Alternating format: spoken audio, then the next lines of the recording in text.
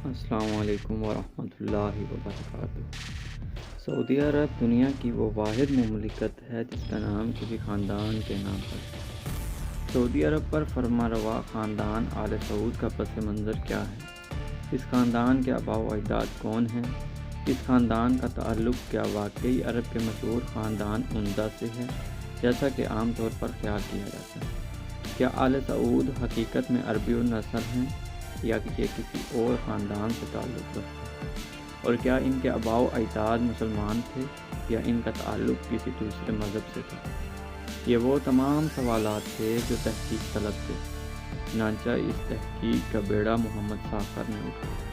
محمد ساخر کی یہ ریسرچ اس کے لیے موت کا پروانہ لے کر آئی اور سعودی حکام نے اپنی اصل حقیقت سامنے آنے پر اس شخص کو سزائے موت دے دی۔ محمد ساخر کی ریسرچ 851 ہجری میں قبیلہ عنزہ کی ایک شاخ آل مسالک سے تعلق رکھنے والے کچھ افراد نے ایک تجارتی کارواں تشکیل دیا جس کا مقصد عراق سے غذائی اجناس خرید کر انہیں نجد لانا تھا۔ اس قافلے کا سالار شامی بن مسلول تھا۔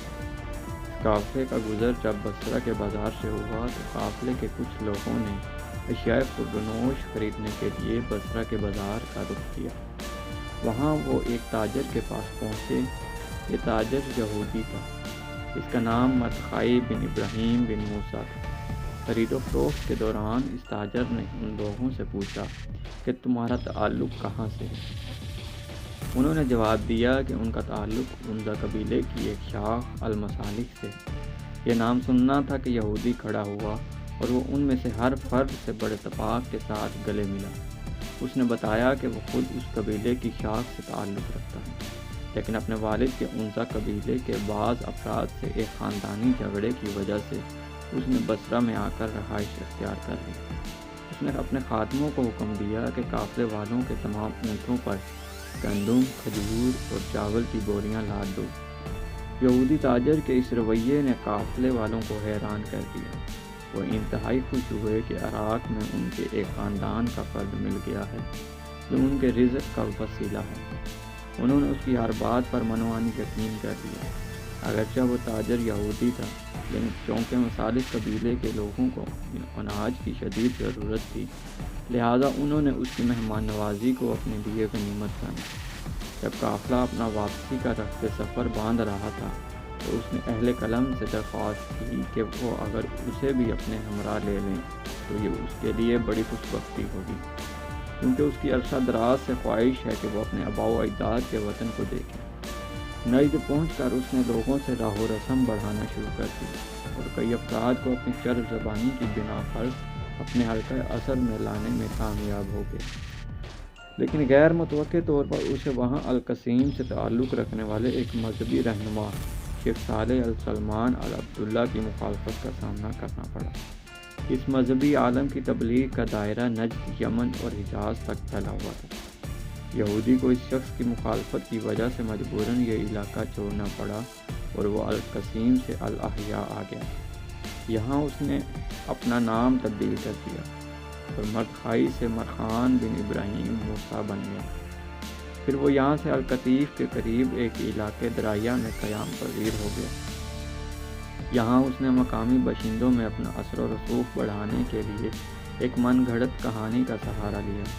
کہانی یہ تھی کہ رسول اللہ صلی اللہ علیہ وآلہ وسلم کے زمانے میں مسلمانوں اور کفار کے مابین لڑی جانے والی جنگ احد میں کافر کے ہاتھ رسول پاک صلی اللہ علیہ وآلہ وسلم کی ڈھال لگ گئی۔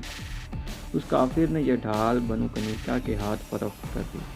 بنو کنیکہ نے اسے ایک بیش بہا خزانہ سمجھتے ہوئے اپنے پاس محفوظ رکھا۔ یہودی تاجر نے اس علاقے کے بدوؤں کے درمیان اس طرح کی کہانیاں پھیلانا شروع کر دیں۔ ان من گھڑت کہانیوں کے ذریعے وہ یہ ثابت کرنا چاہتا تھا کہ عربوں میں یہودی قبائل کا کتنا اثر ہے اور وہ کس قدر لائق احترام ہے۔ اس نے اس طریقے سے عرب دیہاتیوں، خانہ بدوشوں، بدوؤں اور سادہ لوح افراد میں اپنا ایک مقام و مرتبہ بنا لیا۔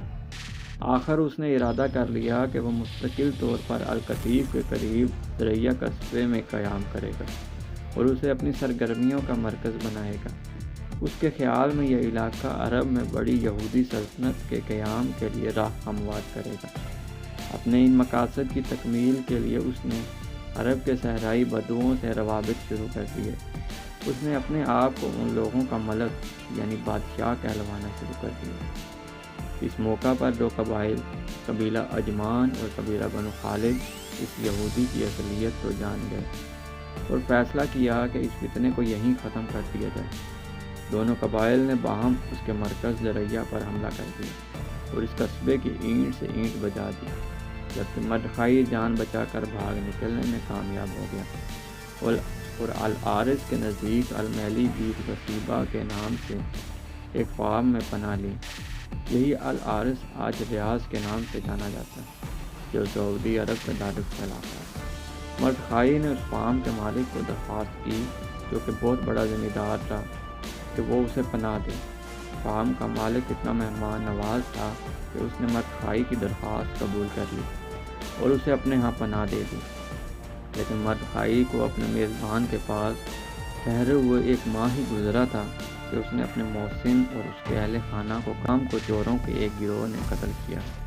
اس کے ساتھ اس نے یہ دعویٰ بھی کیا کہ اس افسوسناک واقعہ سے قبل اس نے زمیندار سے اس کی تمام جائیداد خرید لی تھی، لہٰذا اب اس کا حق بنتا ہے کہ وہ یہاں ایک بڑے زمیندار کی حیثیت سے رہے۔ مردخائی نے اس جگہ پر قبضہ جما لینے کے بعد اس کا نام تبدیل کر کے اپنے پرانے کھوئے ہوئے علاقے کے نام پر آل دریا رکھا اور اس غصب شدہ زمین پر فوراً ہی ایک بڑا مہمان خانہ تعمیر کروایا، جس کا نام اس نے مضافہ رکھا۔ یہاں رہتے ہوئے اس نے آہستہ آہستہ اپنے مریدین کا ایک حلقہ بنا لیا، جنہوں نے لوگوں کے درمیان یہ غلط طور پر مشہور کرنا شروع کر دیا کہ مردخائی ایک مشہور عرب شیخ ہے۔ کچھ عرصے بعد اس نے اپنے اصل دشمن شیخ صالح سلمان عبداللہ التمیمی کو ایک منصوبے کے تحت قصبہ آل زلافی کی ایک مسجد میں قتل کرا دیا۔ اس اقدام کے بعد وہ ہر طرف سے مطمئن ہو گیا اور دریا کو اپنا مستقل ٹھکانہ بنا لیا۔ دریا میں اس نے کئی شادیاں کیں، جن کے نتیجے میں وہ درجنوں بچوں کا باپ بنا۔ اس نے اپنے ان تمام بیٹوں کے نام خالص عرب ناموں پر رکھے۔ یہودی مردخائی کی یہ اولاد ایک بڑے عرب خاندان کی شکل اختیار کر گئی۔